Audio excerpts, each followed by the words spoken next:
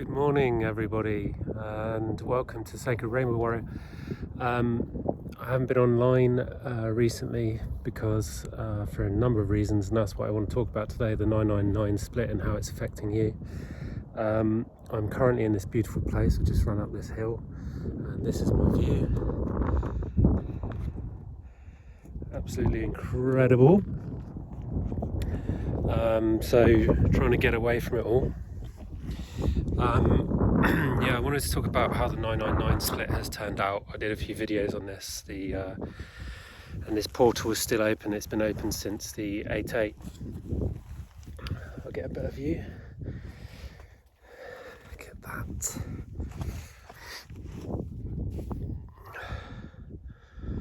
Wow. There's not a cloud in the sky.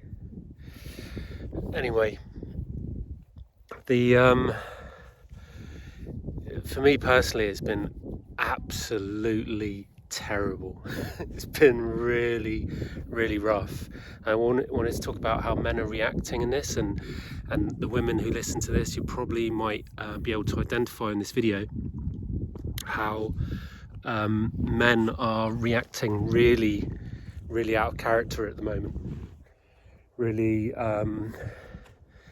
narcissistically, and I feel like I'm a bit of a pro on narcissism because I've had to go through the process of healing it, and it's not something that you can heal overnight.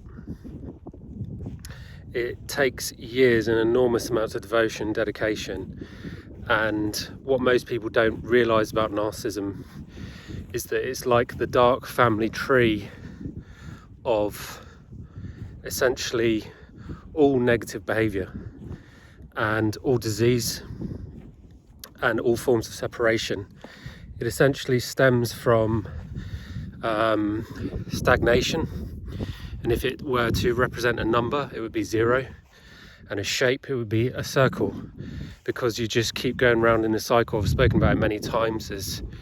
There's 5 stages, well technically 4, but I'd add the 5th. The first is idealization. You're great. The second is devaluation or devaluing. You're not so great. Number 3 is discard. Go away, separation, get on my life. And number 4 is hoovering, please come back. Number 5, repeat. And repeat and repeat and repeat. And this keeps going on and on and on. And it's difficult to spot the signs. And this is what I find really interesting when I talk to people about this, is they believe that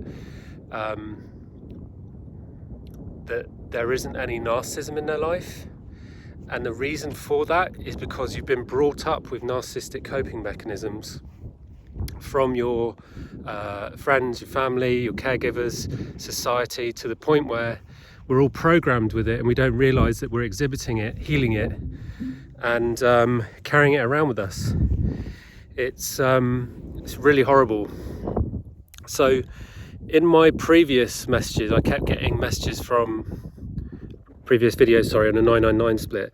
I kept getting messages from spirit, and I've been trying to decode those, but it never turns out how it seems, and that's the difficulty. So the visions I were getting are still in play.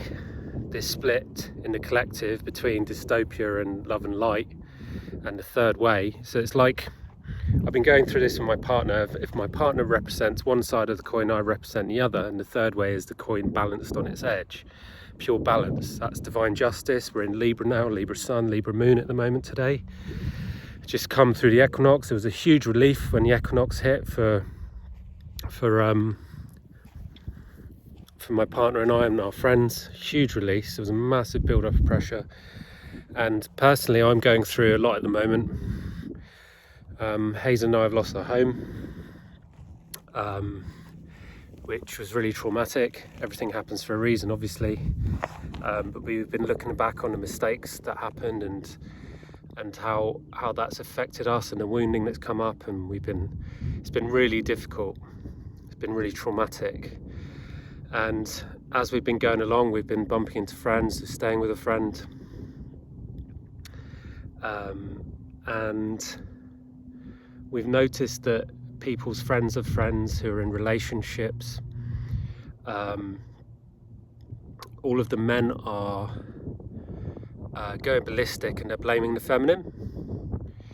And there's a common themes that are coming up, which I've been feeling in myself, and I'm going to have to talk into relaxation to help understand how these symptoms are arising. But I want to show that it's also showing up in the collective. Like here in England, a man wouldn't let his wife leave the house. She ran to the pub and he chased after her and he shot her dead. And I was just on this river the other day on the decking, just doing some exercises, and I heard I overheard some paddleboarders going past a couple, and one of them was obviously worked in insurance, and he was saying how a guy hadn't put insurance on his wife, and then a month later she died in a car crash, and that he had planned that. And so there's this enormous blame of the masculine wounding on the feminine, and we're still in this huge portal from the 8-8 through the 9-9 split to the 10-10, and 10 is completion. So hopefully there'll be a big release there. I pray, I really do. It's really difficult at the moment, I'm finding. And this, I'll give you an example of some of the symptoms that come up from men. They're blaming the feminine, sexual accusations, blaming friends of the partner, basically anything that is feminine. There's like this big, witch burning kind of attitude towards women at the moment. And the reason all this is coming is that my partner and I and our friends have figured out that the 9-9 split essentially is, those terrible beings that have controlled and enslaved us from inside us, from different dimensions, etc., for God knows how long, since the beginning, since it all started. They're leaving, and most of those, and I know this because I've had to clear this out myself, and most of those reside in the hijacked masculine. And the only reason you find them in feminine is because their masculinity's been hijacked. And so why is that? Well, it's because of the manipulation of the DNA in the original hijack of Gaia, the Adam, because Pan was the original man. He's the true nature of man, and the Adam was the indoctrinized, manipulated man.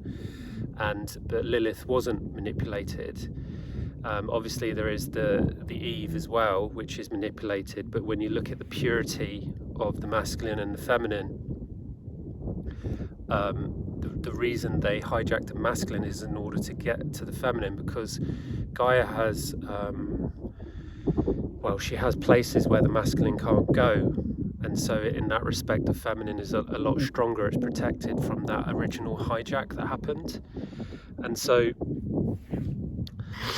these hijacks show up as extreme wounding and extreme narcissistic wounding that can go back generations. It's really Akashic. You can call it karmic as well. And it comes up mostly when the masculine is tired, and this is what I want to talk about, because I've been exhibiting these symptoms, and I've done freaking tons of work. I've done so much inner work it would make your head spin, and I was really shocked that some really old ancient narcissistic behavior came out of me, and it was because I started working in the third line of consciousness, and I'd been delaying that. And the third line of consciousness is family and tribe. And some of my deep woundings have been about genocide of tribe from Akashic wounding, and the separation of my family in this lifetime and other lifetimes. My family in this lifetime, there's some big wounding through divorce, and so it's always around separation and abandonment. And for the masculine, he's been feeding on the feminine for so long that now that during the 999 split, that's being taken away. It's like pulling the child off the mother's teat, and it creates a lot of kicking and screaming. And these are really big wounds I'm talking about. And my advice is to really, tread carefully, because when you push on that wound of the masculine, they react like a caged animal, and it's not pretty. And this is why there's so much war at the moment, because this is what's happening. Essentially, Gaia is saying no more.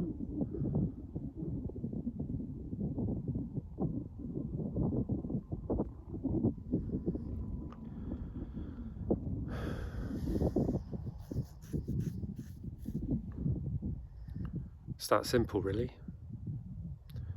No more destruction of the feminine, no more feeding. And it's not a war against the masculine, this is a wake up call for the masculine. And it's really hard. I want, if there's any women listening, I really want you to have a lot of compassion for the masculine, even though what they're doing is horrendous. It's all coming from this deep pain of, I don't know how to get through this. And I remember when I first started my healing journey, I was in a relationship, and sometimes I would come home and automatically I would just take out my day's shit on my partner. But there were days when I would come home and I would literally drop to my knees in tears, and I would pray to her and say, I'm so sorry, I don't know how to deal with this, I don't know how to control this, it just keeps coming through me. And it was a bit like bipolar energy, but it comes from narcissism. It all does, because it's all about toxic shame avoidance. And when you avoid those wounds, it's because you're avoiding the shame that's attached to them. So any wound that is attached to shame, which is essentially all wounds, otherwise we would face all of them, is narcissism, because that's the definition of narcissism: toxic shame avoidance coping mechanism. And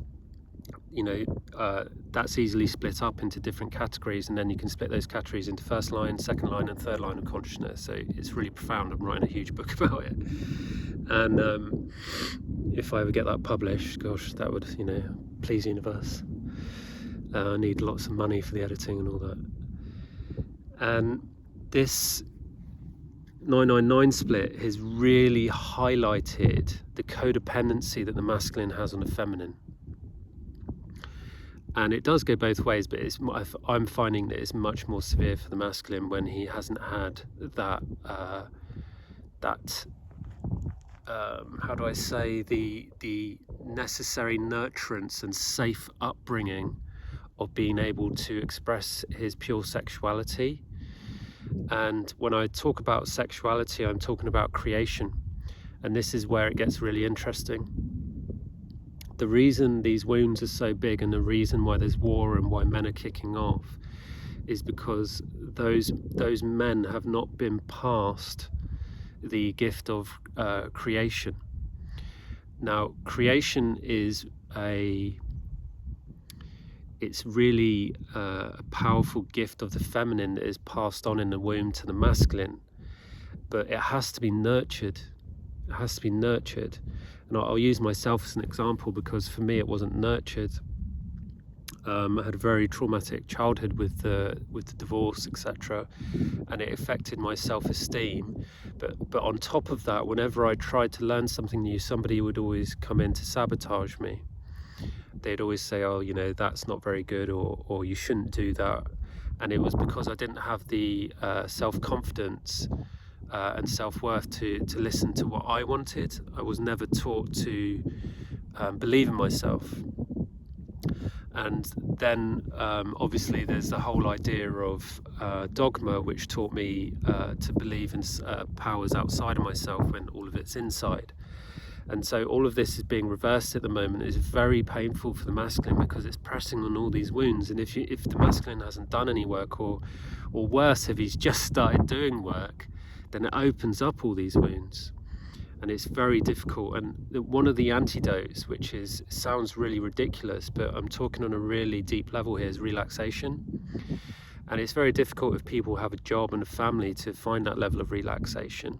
I'm finding it very difficult because I've lost my home and we're living with a friend, and so it's not my house, it's not my place. I don't feel relaxed, so I'm getting outside more, like I am now, and I'm taking steps to tire my body so that I can relax more.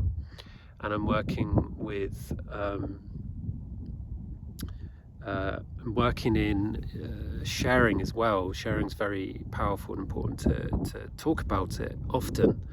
But with the masculine, that there's so much of it that it does require other men. And I have my weekly podcast with Michael, but he has a family and like 3 jobs, and so it's very difficult to connect with him on a weekly basis. So I find it difficult to not have a man to hold space for me.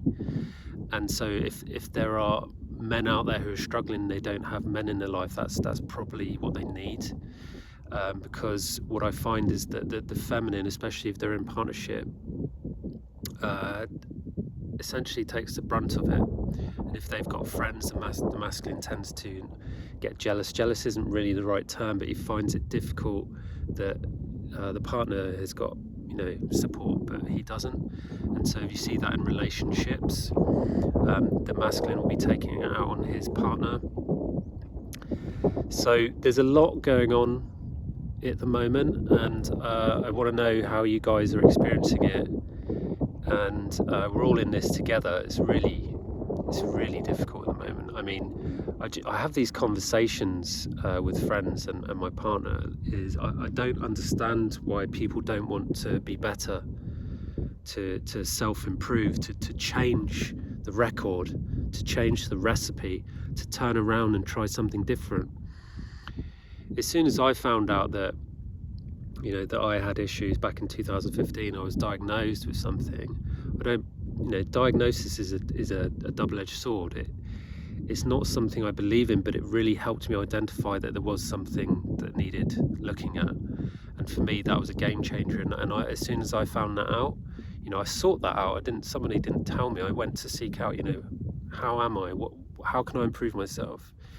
And so I took steps to change that proactively. I had psychotherapy. I did Pilates, yoga, running, calisthenics. I got into biohacking. I changed my diet, tried all these different diets. I went full gung-ho into healing myself. And then when none of that worked, well, most of it did work actually, but when it didn't get deep enough, when I wasn't getting the answers, I moved on to plant medicine. And that was a game changer for me, but I saw there's huge pitfalls in that, especially working in groups, very dangerous. And people get addicted and attached to the experience because they don't know how to integrate it. And I'm definitely amazing at that. I definitely blow my own horn on that, because I've had to learn from scratch how to integrate through spirit. And when the masculine doesn't have that creative ability, it's really difficult to integrate. Creation is art, and art is what makes us who we are. It teaches us our journey. It teaches us how we can grow and mature. And essentially at the moment, and I'm speaking about myself as well, I've had to go through this, is we've got a bunch of kids at the moment instead of men. Got a bunch of boys and teenagers instead of men. And the men, and I'm speaking about myself as well, we need to step up and meet the feminine, because they are really holding the love, and we're essentially trying to destroy it, waving our swords about and blaming everyone. It's not about blame, it's about taking responsibility for change, and we all need to do it on an individual level, so that when we meet others in partnership or in tribe or in family, there's not arguments, there's not war. Imagine if Putin and Zelensky just stopped fighting and go, okay, what is the problem in me that is causing this outrift of nuclear destructive energy within the heart? Because what is going on the outside is going on in the inside. And essentially why everything's kicking off at the moment, and it's not going to go to war, but they want us to believe that so that they can control us. because essentially all of this is a smokescreen. It's a distraction so that they can make further changes behind the scene. You know, the prices of food are going up. They're trying to destroy the middle class. That's showing very quickly in the UK. The prices in the last year of food have gone up astronomically. I read in the newspaper 15 million people out of the population of the UK can't afford food, which is a quarter of the population. That's insane. I thought that was nonsense until I went to the shop and checked out the prices. It's really difficult at the moment. Where was I? So, war. Oh yeah, what they're doing at the moment. They are going to try and restrict our movement, our travel, through digital passports, and it's just further control on top of control. But if you trust in spirit and you trust in the journey, you know that we've already won the war, and it's just we have to pick our battles. And so whoever is fighting these battles, these bigger battles behind the scenes, thank you, because you know it's all of these all of the symptoms that led to the First World War and the Second World War. If you've read your history, watched, you know, I found the Second World War especially interesting. Watched loads of movies, read loads of books, read lots of up on history of the events that caused and led up to the actual beginning of the war, and you can see how they've started in the news now. It's like a repeat record, and it's to scare people this time because it's a war on consciousness. And I think it's going to get, personally, I think it's going to get pretty close, and that's going to scare people, but I don't think it's going to go any further than that, because that's what I've been shown by spirit, and that's what my partner's been shown, and this is what we have to trust in. I've gone off on a bit of a tangent, but I just, you know, there's so much to talk about, and I want to relate more to not just me as an individual, but as a tribe with you all, to help me understand what everyone else is going, because I know you probably feel the same, but for me, when I hear that somebody else is going through what I'm going through or something similar, it makes me feel like I'm not alone, and we're not alone.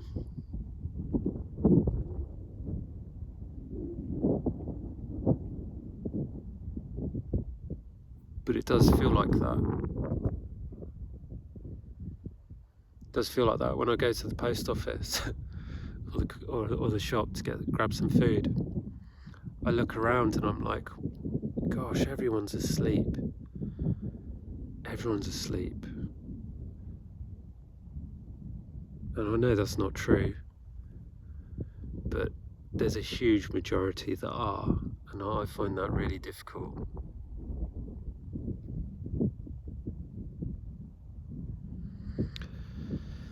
So, my advice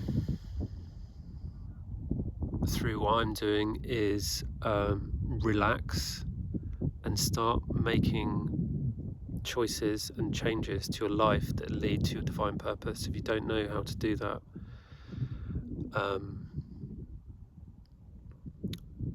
well, you can ask me, but how would I do that? How have I done that? I started making, like I said, I started making the self-improvements, and that started showing me where I was unhappy. And so the first process is really acknowledgement and awareness of your unhappiness and making changes to that. I was unhappy because I was working a job that I didn't want to do, and I didn't know what my purpose was. For the past 5 years, I went on a purification journey with my partner, and in order to find my purpose. Now I know my purpose, I have to integrate that and I have to make it happen.